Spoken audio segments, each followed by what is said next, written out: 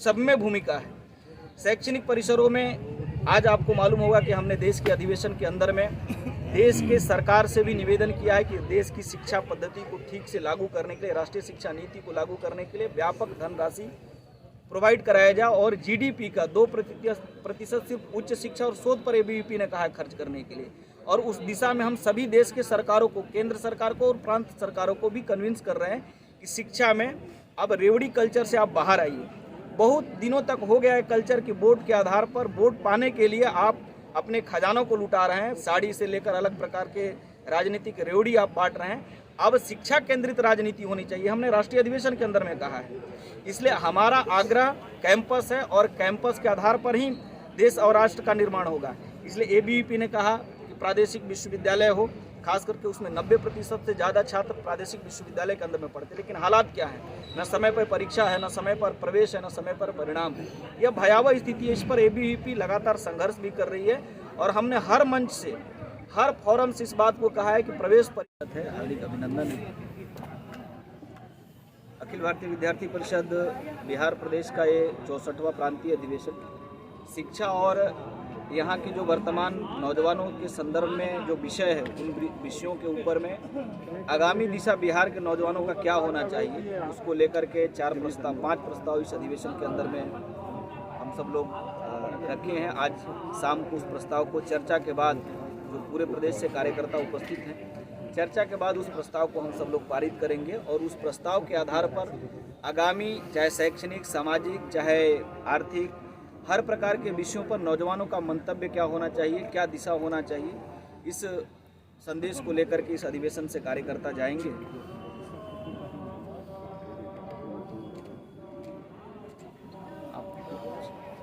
आपने उसके में आप क्या सोच? देखिए, भारत देश में ऐसे विचारों का कोई स्थान नहीं है। भारत के अंदर भारत एक ऐसा विराट सांस्कृतिक संपन्न राष्ट्र है जहाँ पे भारत का ऐसी दुनिया की कौन सी ऐसी कौम, कौन सी ऐसी संस्कृति और कौन सा ऐसा धर्म हो जिसे भारत ने फलने फूलने का अवसर नहीं दिया है। भारत के अंदर में हमारा यह मान्यता है कि हम किसी भी धर्म और मजहब पंथ के खिलाफ में नहीं। भारत के भूमि पे सभी धर्मों को समान रूप से अवसर मिला है विकास करने का, प्रचार प्रसार करने का, लेकिन भारत के अंदर में वैसे धर्म और मत पंथ का कोई स्थान नहीं होगा जो इस विचार के आधार पर चलते हैं कि उनका ही धर्म का जय होना चाहिए, बाकी किसी का जय नहीं होना चाहिए। इस प्रकार के लोगों का भारत में स्थान नहीं है और भारत ऋषि परंपरा के आधार पर चलने वाला देश है। छत्रपति शिवाजी महाराज की धरती है, ये राणा प्रताप की धरती है, ये बाबू वीर कुंवर की धरती है, डॉक्टर राजेंद्र प्रसाद की धरती है। भारत के अंदर में भारत के विरोध और भारत की जो 5000 साल पुरानी संस्कृति है उसको मिटाने का प्रयास बहुत पहले से भी हुआ है, आज तक किसी को सफलता नहीं मिली है।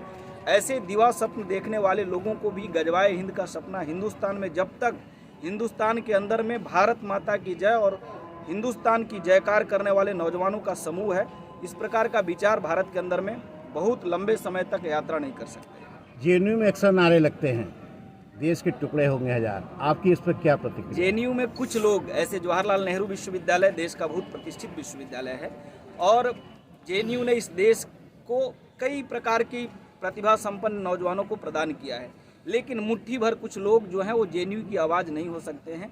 जवाहरलाल नेहरू विश्वविद्यालय में पढ़ने वाले भारत केंद्रित विचारों का भी एक बड़ा प्रवाह है।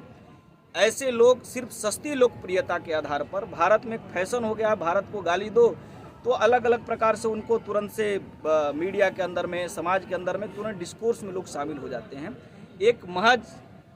एक सस्ती लोकप्रियता का आधार कुछ लोगों को लगता है कि भारत के विरोध बात करने के आधार पर मिलेगा। मुझे लगता है ऐसे लोगों का इस देश के अंदर में भविष्य नहीं है। भारत में भारत के साथ, भारत के लोगों के साथ चलने वाले विचारों का भारत के अंदर में स्थान है।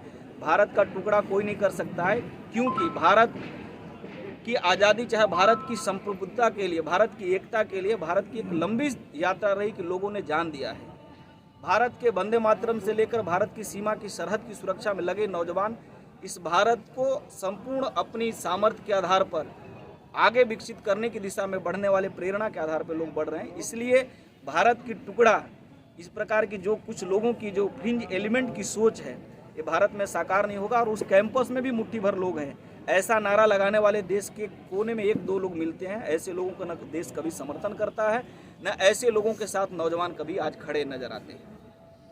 मंत्री जी, आपको नहीं लगता एक कारक बन गया है? देखिए, आपने सत्ता की बात कही, एबीवीपी की यात्रा को आप देखेंगे तो 74 आंदोलन के बाद देश में एक अवसर आया था और सभी लोगों के पास ऑफर आया कि आप जनता पार्टी की सरकार में शामिल हो जाइए। एबीवीपी का इतिहास उठाकर देखेंगे तो हमने उस समय सत्ता को स्वीकार नहीं किया। हमने कहा हम समाज परिवर्तन में भरोसा रखते हैं, सत्ता परिवर्तन में हम भरोसा नहीं रखते हैं, हम व्यवस्था परिवर्तन में भरोसा रखते हैं। इसलिए ये बात बिल्कुल कहीं से सत्य के धरातल पर नहीं टिकती है कि एबीवीपी सत्ता, हाँ एबीवीपी जो समय और काल परिस्थिति के जो भी प्रश्न आते हैं, सभी प्रश्नों पर एक यूथ ऑर्गेनाइजेशन होने के नाते, छात्र संगठन होने के नाते हमारी सब में भूमिका है। शैक्षणिक परिसरों में आज आपको मालूम होगा कि हमने देश के अधिवेशन के अंदर में देश के सरकार से भी निवेदन किया है कि देश की शिक्षा पद्धति को ठीक से लागू करने के लिए, राष्ट्रीय शिक्षा नीति को लागू करने के लिए व्यापक धनराशि प्रोवाइड कराया जाए और जीडीपी का 2% सिर्फ उच्च शिक्षा और शोध पर एबीवीपी ने कहा है खर्च करने के लिए।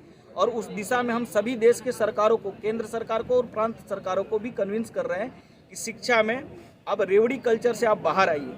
बहुत दिनों तक हो गया है कल्चर की वोट के आधार पर वोट पाने के लिए आप अपने खजानों को लुटा रहे हैं, साड़ी से लेकर अलग प्रकार के राजनीतिक रेवड़ी आप बांट रहे हैं। अब शिक्षा केंद्रित राजनीति होनी चाहिए, हमने राष्ट्रीय अधिवेशन के अंदर में कहा है।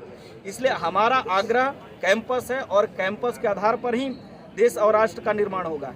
इसलिए एबीवीपी ने कहा कि प्रादेशिक विश्वविद्यालय हो, खास करके उसमें 90% से ज़्यादा छात्र प्रादेशिक विश्वविद्यालय के अंदर में पढ़ते, लेकिन हालात क्या है, न समय पर परीक्षा है, न समय पर प्रवेश है, न समय पर परिणाम है।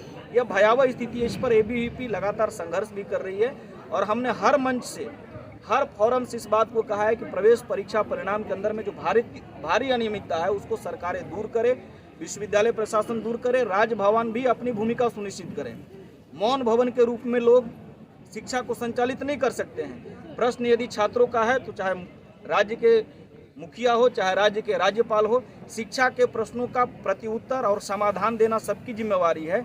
यदि नहीं उस जिम्मेवारी को लोग निर्वहन करते हैं तो हम समय समय पर संवाद करते हैं, हम समन्वय का प्रयास करते हैं और आवश्यकता के अनुरूप हम संघर्ष भी करते हैं। इसलिए शिक्षा के मुद्दे पर किसी भी प्रकार का कोई कॉम्प्रोमाइज एबीवीपी कभी भी नहीं की है और आगे भी किसी भी प्रकार की समझौता हम शिक्षा के मुद्दा पर नहीं करेंगे। महामंत्री जी कल एक मिनट कर रहे हैं, लेकिन राजभवन, लोगों का कहना है कि सरकार भी अभी फिलहाल जो है, जो राजभवन जहां से गाइड होता है, केंद्र की सरकार भी आती है, तो आखिर सत्रों को नियमित करने के लिए क्यों कोई प्रयास नहीं होते हैं, ठोस प्रयास नहीं हो रहे हैं? एक तो सरकार, भारत सरकार 130 करोड़ लोगों की सरकार है, किसी एक व्यक्ति की सरकार नहीं है। लोकतंत्र में लोग की सरकार है, जन की सरकार है। जहाँ तक राजभवन की भूमिका है, इसलिए मैंने अपने अभी ठीक पहले इस बात को भी कहा कि राजभवन भी मौन भवन न बने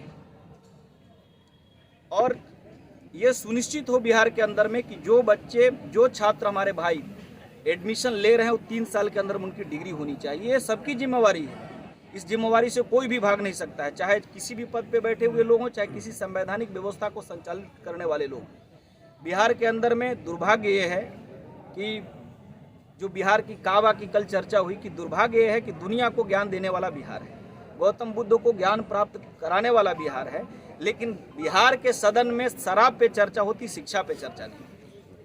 बिहार के सदन में शराब पीने से मरने वाले लोगों को समर्थन करना है या विरोध करना, इस पे चर्चा 3 दिन होती है, लेकिन दुर्भाग्य है कि लोग सवाल ये नहीं पूछते हैं कि शिक्षा के ऊपर चर्चा कब करेंगे आप।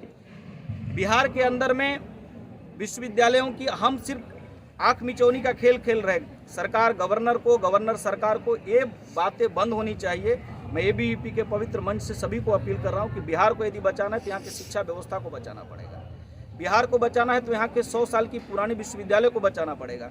इसलिए अपनी राजनीतिक पूर्वाग्रह से सभी दल अलग होते हुए बिहार के विधानसभा में चर्चा करें कि बिहार की शिक्षा को सुदृढ़ करने में सभी पार्टियों को एक मंच पर आते हुए विचार करना पड़ेगा। शिक्षा की स्थिति कैसी ठीक हो, उसमें सभी लोगों की क्या भूमिका होना चाहिए। सरकार से भी मेरा निवेदन है कि आप शिक्षा को लेकर के एक श्वेत पत्र लाइए।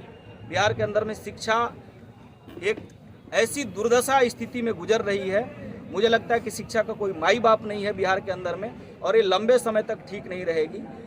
सरकारें और संबंधित लोग जिसकी भी भूमिका है, समय पे यदि इसमें सचेत नहीं होते तो छात्र शक्ति एक बड़ा शंखनाद करेगा और बिहार संपूर्ण देश में परिवर्तन का गवाही देने वाला प्रदेश है अपने प्रदेश के शिक्षा के प्रश्नों को हम मूक होकर के मौन होकर स्वीकार नहीं करेंगे।